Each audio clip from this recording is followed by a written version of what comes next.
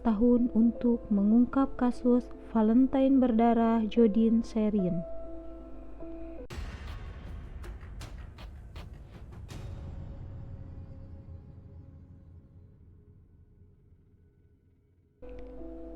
Pada hari Valentine tahun 2007, Art dan Lois Sherin pergi mengunjungi putri mereka, Jodin, yang berusia 39 tahun di kediamannya.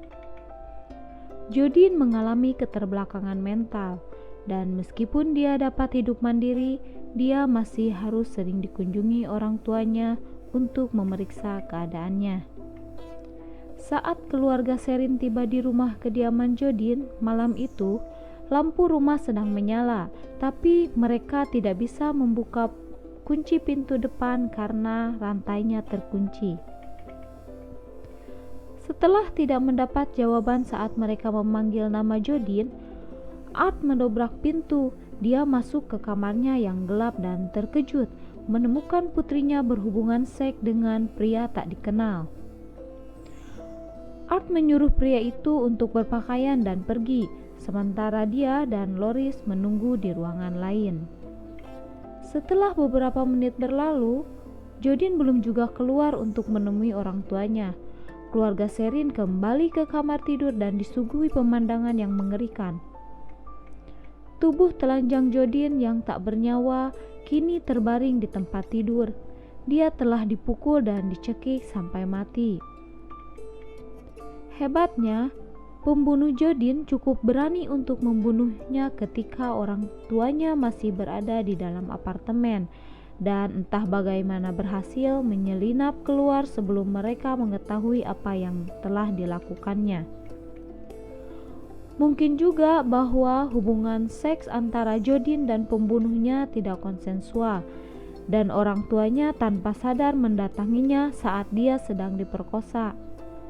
Bukti DNA dikumpulkan dari TKP, tapi pihak berwenang membutuhkan waktu 11 tahun untuk mengungkap kasus Valentine berdarah ini. Dari hasil kerja keras pengungkapan DNA itu, polisi berhasil mengungkap bahwa pembunuh Jodin di hari Valentine berdarah itu adalah David Mabrito. Tetapi David Mabrito yang dulu tinggal di Oceanside telah mati 6 tahun yang lalu akibat bunuh diri. Mabrito saat itu berusia 38 tahun saat dia membunuh Jodin tahun 2007. Dia meninggal karena bunuh diri di usia 42 tahun, tepat beberapa hari sebelum hari ulang tahunnya. Letnan Greg Coran mengatakan dia yakin Mabrito adalah tersangkanya. Penyelidik diberitahu bahwa DNA-nya kemungkinan cocok dengan bukti yang ditemukan di TKP. Dan jika ada tersangka lain selain Mabrito, kemungkinannya adalah 1:64 triliun. Coran berkata, pihaknya telah menghubungi keluarga korban tentang pengungkapan kasus ini. Tidak ada seorang pun dari keluarga Mabrito yang dapat dihubungi segera untuk dimintai komentar atas penetapannya sebagai tersangka pembunuhan. Misteri siapa yang membunuh Jodin Sherin membuat polisi dan keluarganya frustasi selama bertahun-tahun. Setelah tidak mendapatkan database mengenai DNA si pembunuh, para penyelidik beralih ke dua teknologi baru dan saling melengkapi, fenotip dan silsilah forensik. Namun, meskipun akhirnya kasus ini berhasil mengungkap siapa pelaku pembunuhan itu, motif dari pembunuhan itu tidak bisa diketahui.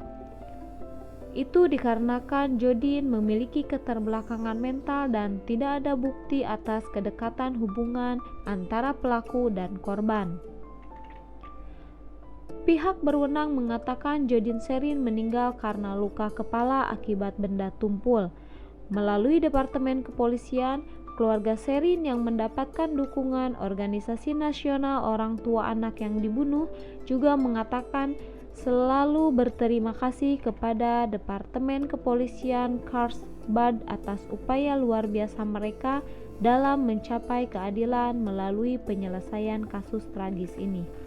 Jika kalian suka dengan video channel ini, silahkan komen, like, and subscribe ya. Bagikan juga video ini pada teman-teman kalian yang lagi pada gabut. Oke, sampai jumpa di video yang selanjutnya. Bye.